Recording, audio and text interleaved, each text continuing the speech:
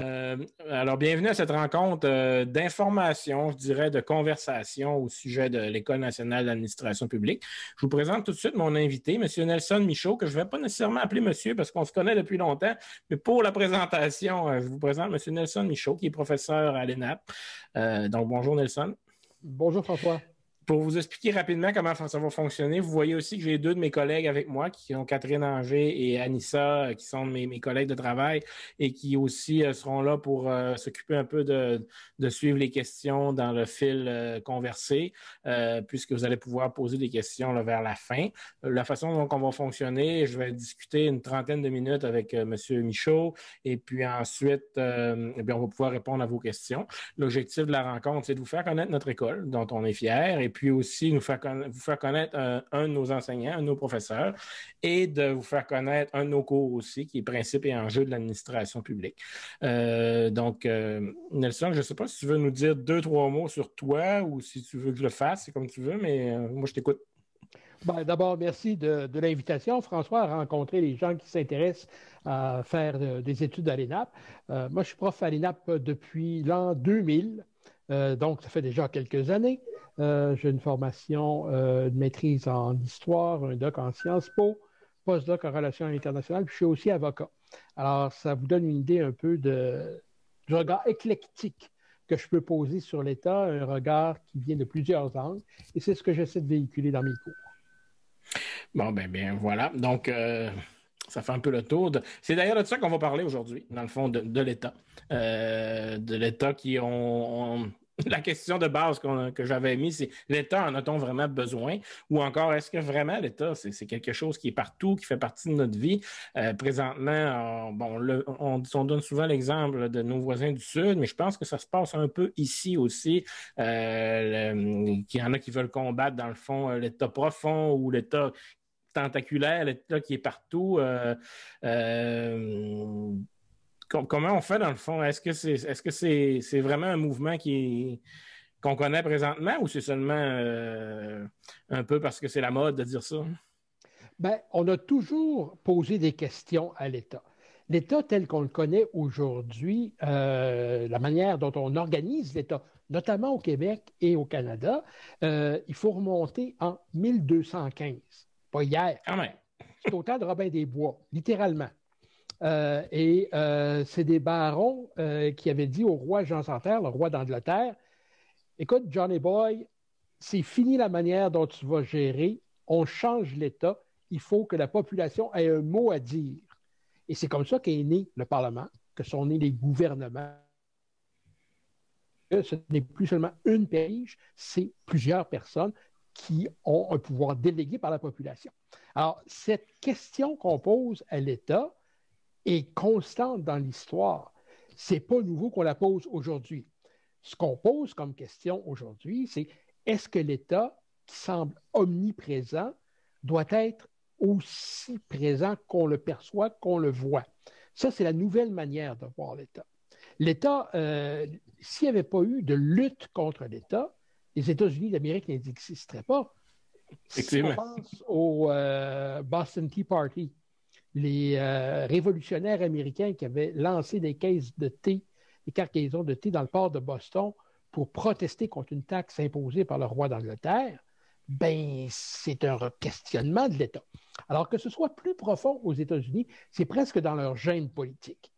Mais la question qu'on se pose vis-à-vis de l'État est constante, et c'est pour ça que c'est extrêmement important de bien comprendre ce qu'est l'État, comment est constitué l'État, comment l'État fonctionne avec la population. Parce qu'autrement, c'est très facile de tomber dans des dérives, et c'est là où naissent les mouvements populistes, souvent par, j'ose pas dire par ignorance, mais par méconnaissance de ce qu'est l'État, de ce que peut apporter l'État, de ce que fait l'État et de comment fonctionne l'État. Donc, les mouvements populistes qu'on connaît aujourd'hui ont toujours existé à des degrés différents parce que c'est le propre de l'État d'ailleurs.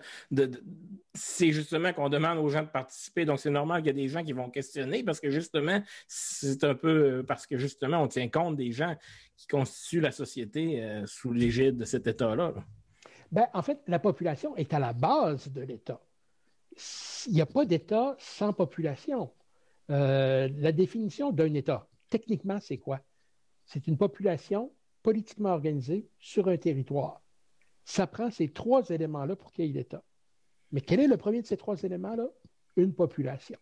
Donc, nécessairement, la population, ce qu'on appelle dans notre cours de principes et enjeux de l'administration publique, à la suite du politologue Gérard Bergeron, la politie, c'est-à-dire non seulement la population, mais la population qui alimente l'État, qui active les fonctions de l'État, bien, c'est sûr et certain que c'est une composante majeure.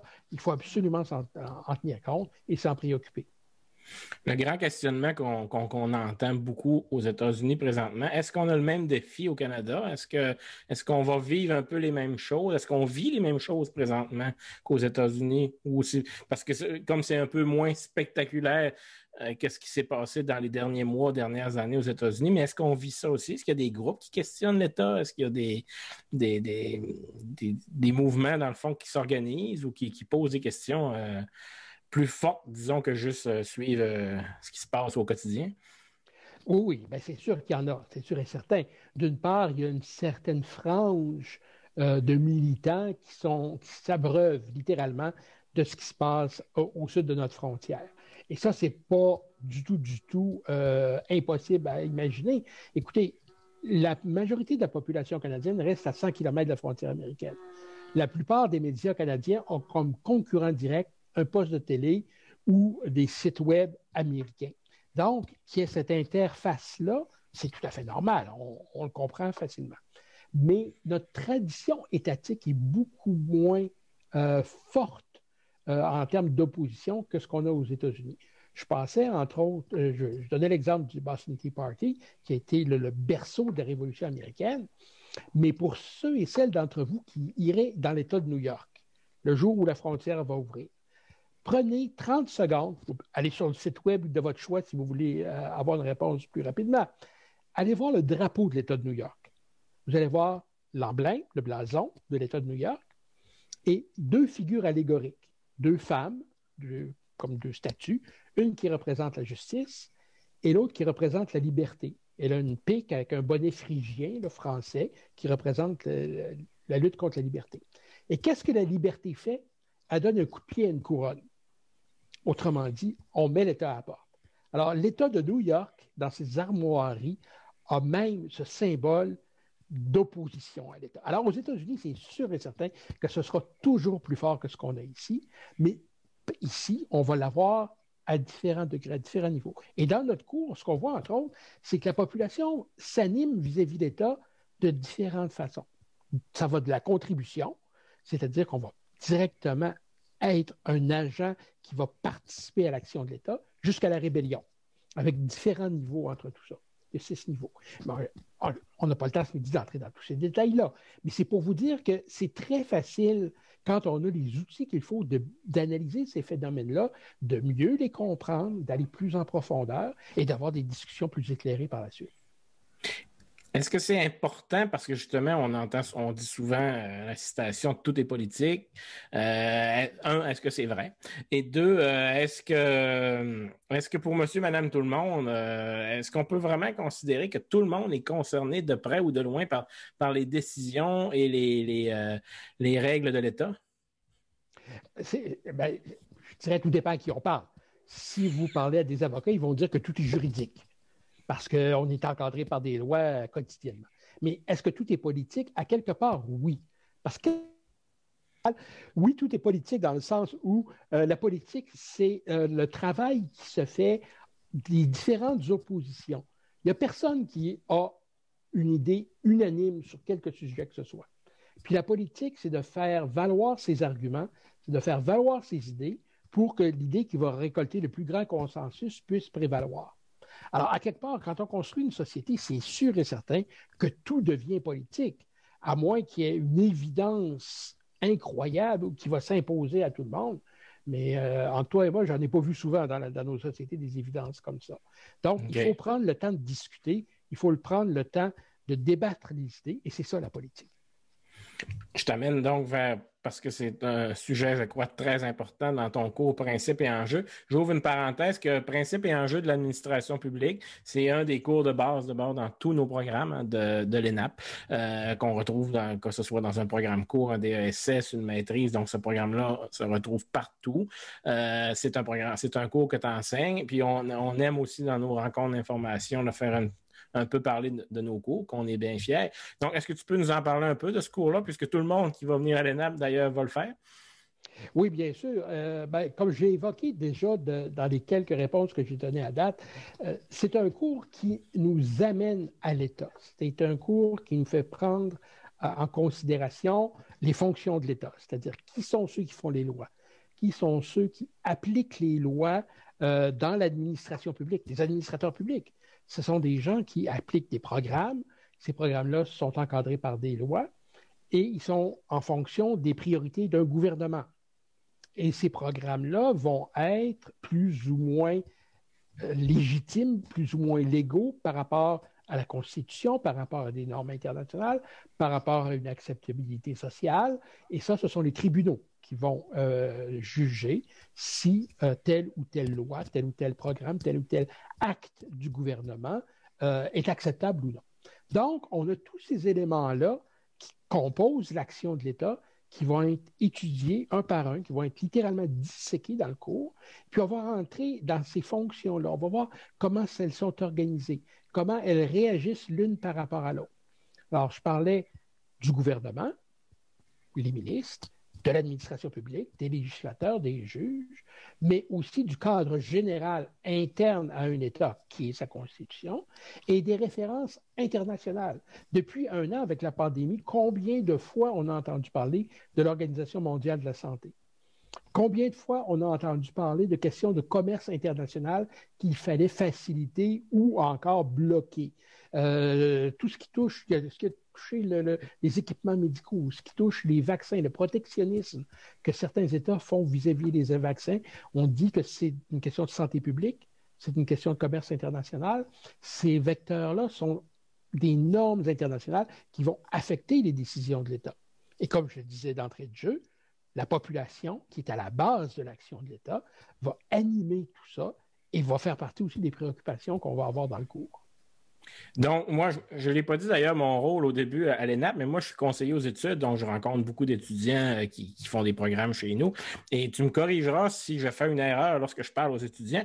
Moi, quand je parle de ce cours-là, je dis toujours aux étudiants, quand j'ai juste 1 minute pour le résumer ou même 30 secondes, c'est qu'on va vous expliquer le lien à partir de la reine Élisabeth jusqu'à la politique municipale, en passant par les réseaux de l'éducation et de la santé, et aussi les relations internationales. Donc, je ne me trompe pas trop quand je dis ça.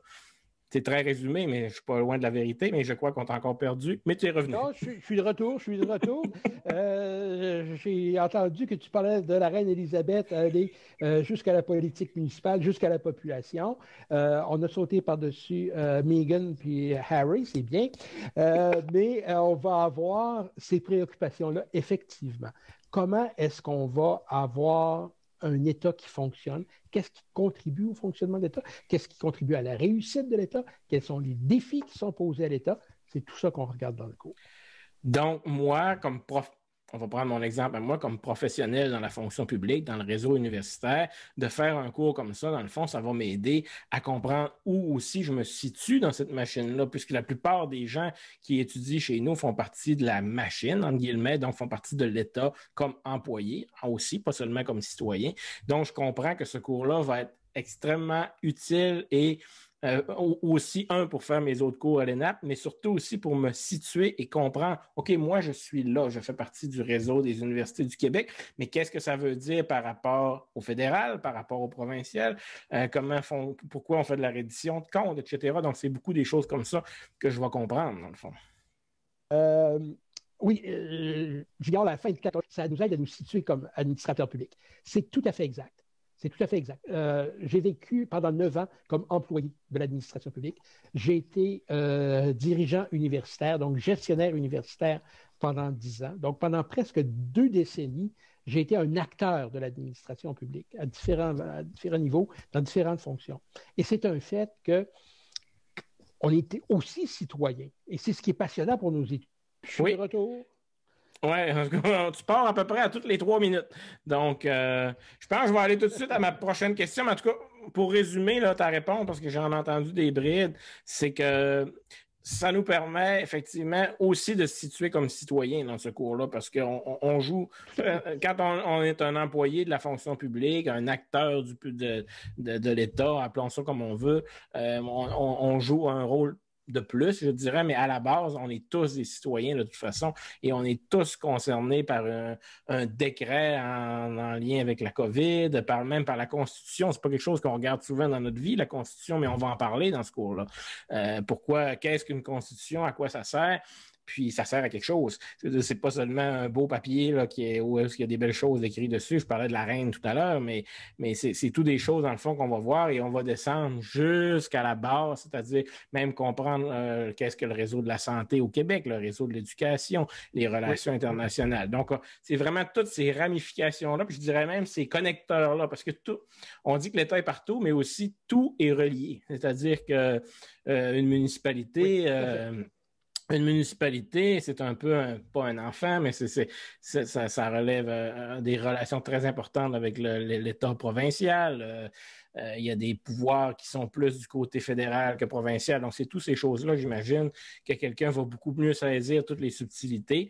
Puis, il y a un aspect de droit aussi dans ce cours-là, parce que le droit, c'est ce qui vient, dans le fond, c'est liant de tout ça, dans le fond. Parce que c'est des lois, que ce soit la Constitution, que ce soit la Constitution ou la loi sur les armes à feu ou ci ou ça, c'est ce qui est... C'est pas la farine, là, je cherche un mot pour dire c'est ce qui fait que toute la pâte tient ensemble, c'est les lois. Là. Donc, c'est ça qu'on va voir dans ce cours-là. Oui, tout à fait.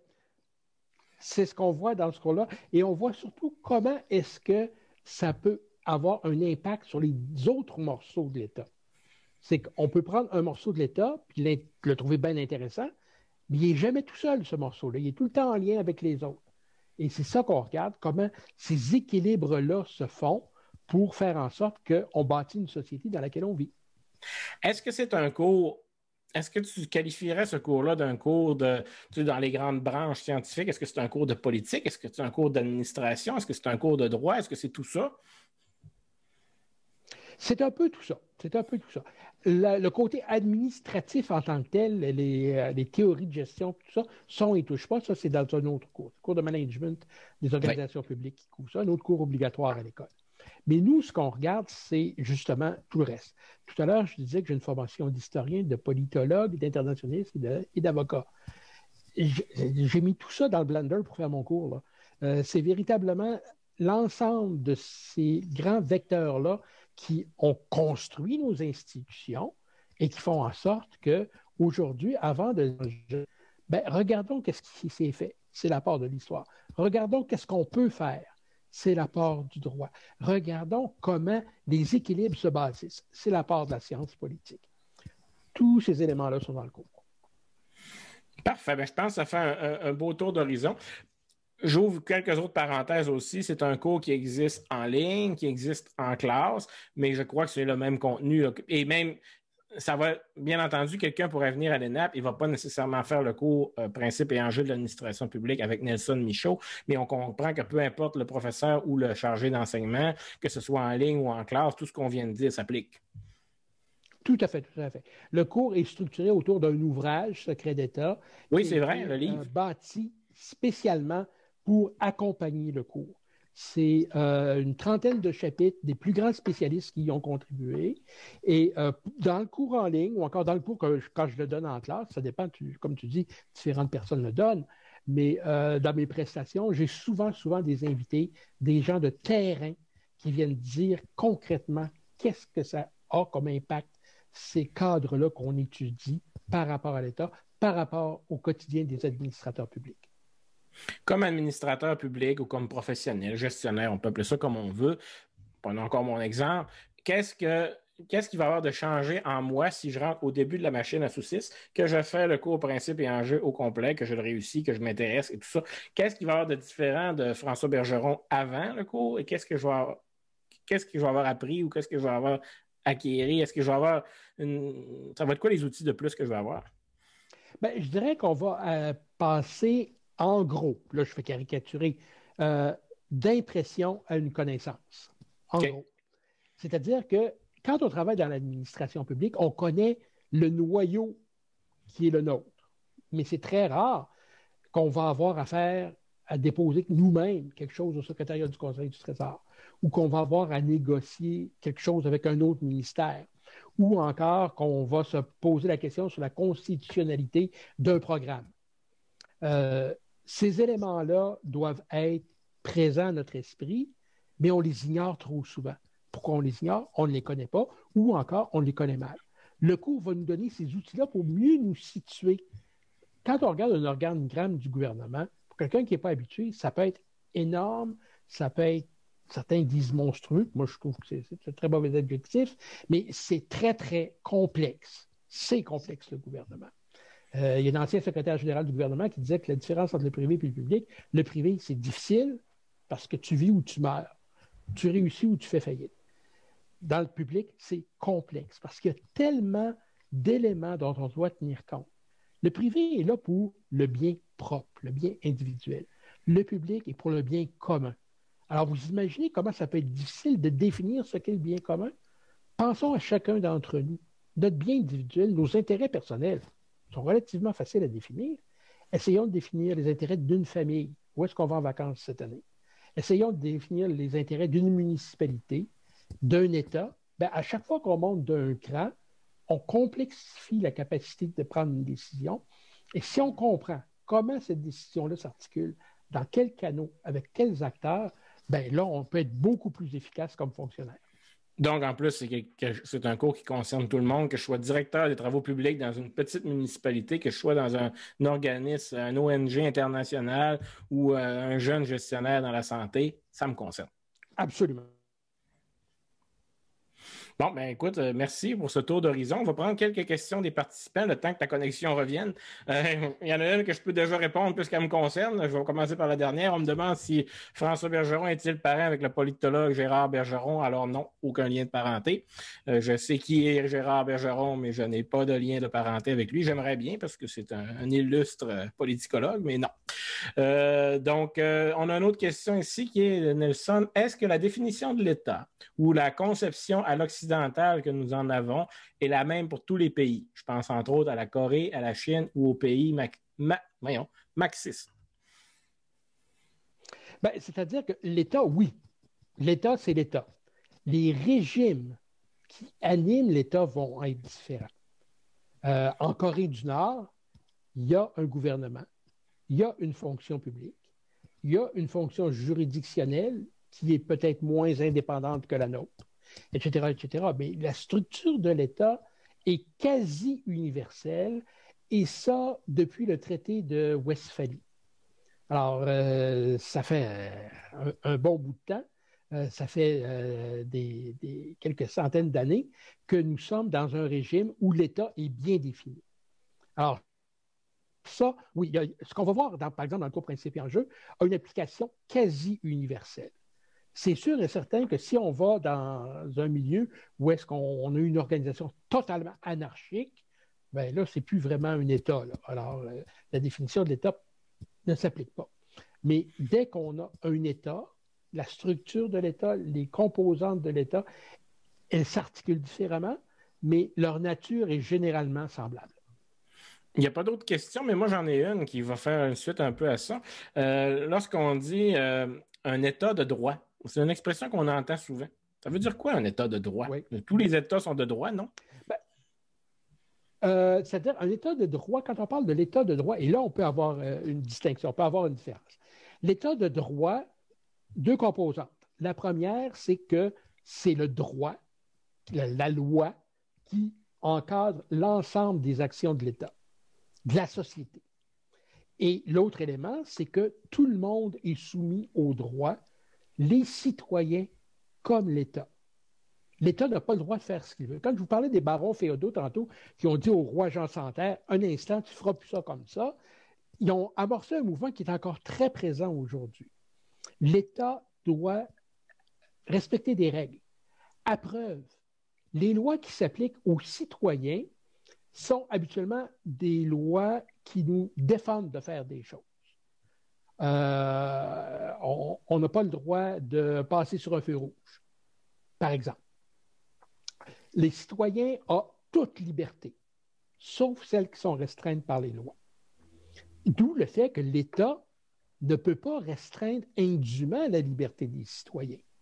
Donc, l'État doit être un peu surveillé, si on veut. Alors, les agents de l'État, les administrateurs publics, il y a aussi des lois qui s'appliquent à eux, mais ça, ce ne sont pas des lois qui interdisent, ce sont des lois qui autorisent. C'est la logique complètement inverse.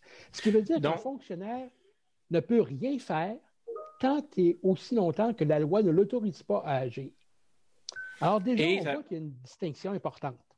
Et ça veut aussi dire que dans un État de droit, tout le monde est un citoyen au départ, y compris l'État, c'est-à-dire que l'État ne peut pas faire n'importe quoi et surtout pas aller en contradiction avec ses propres décisions qu'elle applique aux gens, au peuple, à ses employés, mais de dire, moi, en tant qu'État, en tant que premier ministre, en tant que gouverneur général, moi, non, il n'y a rien qui s'applique à moi ou c'est un État différent pour moi, une législation qui est différente.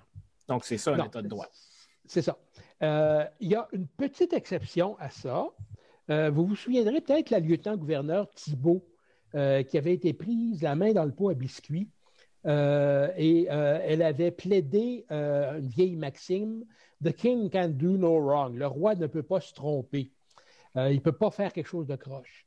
En réalité, ce qu'elle évoquait, c'est un principe qui existe, mais il ne s'applique qu'à des décisions politiques. Autrement dit, si on décide d'augmenter la TVQ, la faire passer de 9,975 % à 12 % demain, personne ne peut poursuivre le gouvernement pour l'accuser d'avoir surtaxé le peuple. Ça, c'est une décision politique. Et ça, on ne peut pas poursuivre le gouvernement pour ça. Par contre, si le gouvernement adopte une loi qui enfreint des libertés fondamentales, ben, un citoyen peut contester cette loi-là en vertu de la Constitution et d'une partie particulière de la Constitution, de la Charte des droits et libertés, que ce soit la Charte canadienne ou la Charte des droits et libertés de la personne au Québec. Alors, le gouvernement ne peut pas faire ce qu'il veut. Le gouvernement est très encadré et, comme je disais, les actions des administrateurs publics doivent être permises par la loi. C'est assez clair comme définition, je crois, d'état de droit. On en a quelques questions maintenant, donc je vais y aller. On dit, le cours s'attarde-t-il sur une éventuelle conception québécoise de l'État et de l'action publique par rapport au ROC, donc au Rest of Canada, donc du reste du Canada. Donc, est-ce que c'est... Je comprends la question, c'est est-ce que c'est très centré sur le Québec ou pas du tout, ou un peu plus, mais on voit quand même qu'est-ce que l'État en général? J'imagine que c'est ça la question. Oui, par rapport au reste du Canada. Là.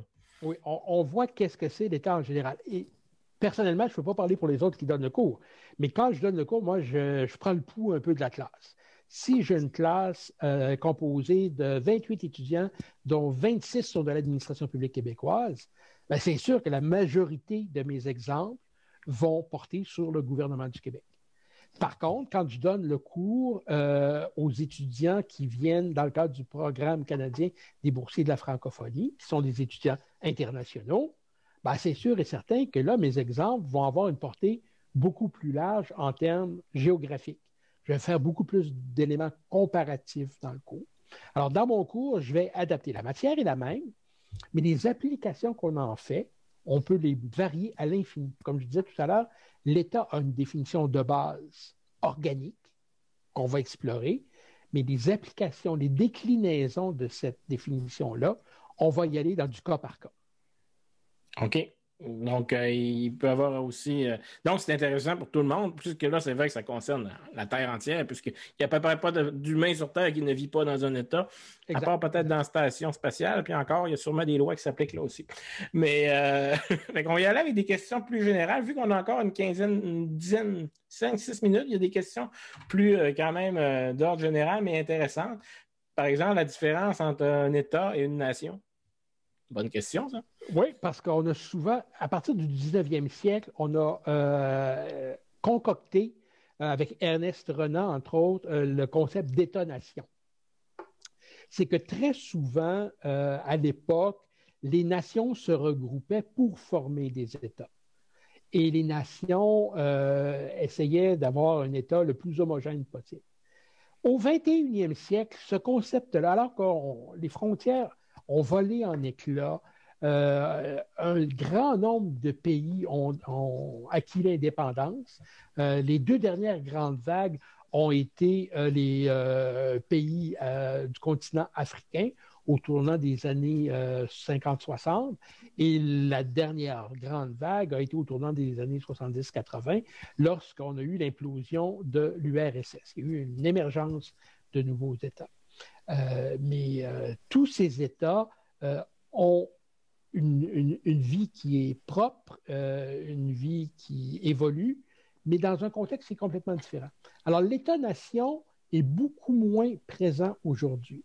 On va avoir de plus en plus des États multinationaux. On commence à en voir des affirmations plus concrètes. Le Canada peut être pris en exemple, mais je pense aussi à la Belgique, avec les Flamands, les Wallons, qui sont pratiquement deux nations distinctes. La Suisse, qui a trois communautés linguistiques, francophones, germanophones et italophones, c'est aussi un État qui peut avoir une connotation multinationale. Mais tout dépend de ce qu'on entend par nation. La définition de base de la nation se rapporte à la notion de vouloir vivre ensemble. Alors, si on dit au-delà des caractéristiques de race, de langue, de religion, d'organisation sociale, nous voulons tous vivre ensemble. Là, on parle d'un État. On peut parler d'une nation parce qu'on a un désir de vivre ensemble. Okay. Les États-Unis d'Amérique, le melting pot américain est un bel exemple de ça. Ça pourrait être un État multinational parce que la force indépendante de chacun des États, des 50 États des États-Unis d'Amérique, est incommensurable comparativement à l'indépendance des provinces canadiennes. C'est au point où même les élections présidentielles, il n'y a pas un directeur général des élections fédérales aux États-Unis. C'est organisé État par État. Vous l'avez vu la dernière fois, la Géorgie a eu sa propre manière de traiter les choses. Pensez en 2000, Bush en Floride. Pourquoi est-ce que parfois les machines à voter sont de quel type? Il y en a eu d'autres, là, mais on ne pourra pas répondre à toutes les questions. Mais c'est encore une question sur les grands principes. Dans le fond, dans la définition de l'État, on dit qu'il y a 3 éléments, à savoir un territoire, une population, un régime. Ben, ça va être ma dernière question. Comment on définit ça, un territoire, encore une fois, par rapport à un État et une nation? Il nous reste à peu près 1 minute. Bon, le territoire va être défini par ses frontières. Quand on parle de frontières terrestres, c'est relativement facile. La plupart des frontières terrestres sont bien définies. Les frontières maritimes, ça, c'est autre chose. Je vous invite à taper sur Google « île de Hans ». Vous allez voir que c'est une petite île entre le Groenland et l'île d'Ellesmere qui est disputée entre le Canada et le Danemark. Et est-ce que c'est un territoire canadien? Est-ce que c'est un territoire danois? Des fois, c'est des gars de la GRC qui débarquent et qui mettent une bouteille de whisky avec un drapeau canadien. 3 semaines plus tard, c'est les Danois qui débarquent le drapeau canadien et c'est un drapeau danois, puis mettent une bouteille de schnapps sur l'îlot rocheux. Il y a un farceur qui a dit c'est ainsi que des nations pacifiques se font la guerre. Alors, ça vous donne une idée que les territoires peuvent être disputés, mais règle générale, quand on parle de territoire terrestre, à l'heure actuelle, dans notre monde, les frontières sont relativement bien définies. Ces frontières peuvent changer. Ces frontières peuvent être contestées. Certaines le sont. Par exemple, sur la côte ouest canadienne, il y a un petit bout entre la Colombie-Britannique et l'État de Washington qui n'est pas encore très, très bien défini. Parfois, on va envahir, qu'on pense à la Russie en Crimée, que la Russie a accaparé la Crimée, l'a retirée du territoire ukrainien. Mais outre ces exceptions, on va avoir un territoire bien défini. C'est ce qui va aussi donner naissance à de nouveaux États. Par exemple, quand la partie méridionale du Soudan a fait sécession, bien, le territoire du Sud-Soudan est devenu l'espace de ce nouvel État. Ben, écoute, ça va être notre dernière question. Il y en avait il y en avait encore quelques-unes, mais moi, je veux respecter aussi le temps. Alors, vous voyez, là, les gens qui nous écoutent présentement, aujourd'hui, on pourrait appeler ça un peu comme, dans le fond, un extrait de film, hein. Quand on voit un extrait passer à la télé, c'est pour nous donner le goût, dans le fond, d'aller voir le film. J'espère qu'on vous donne le goût de venir voir le film chez nous, c'est-à-dire de participer à un de nos programmes, donc de déposer une demande d'admission.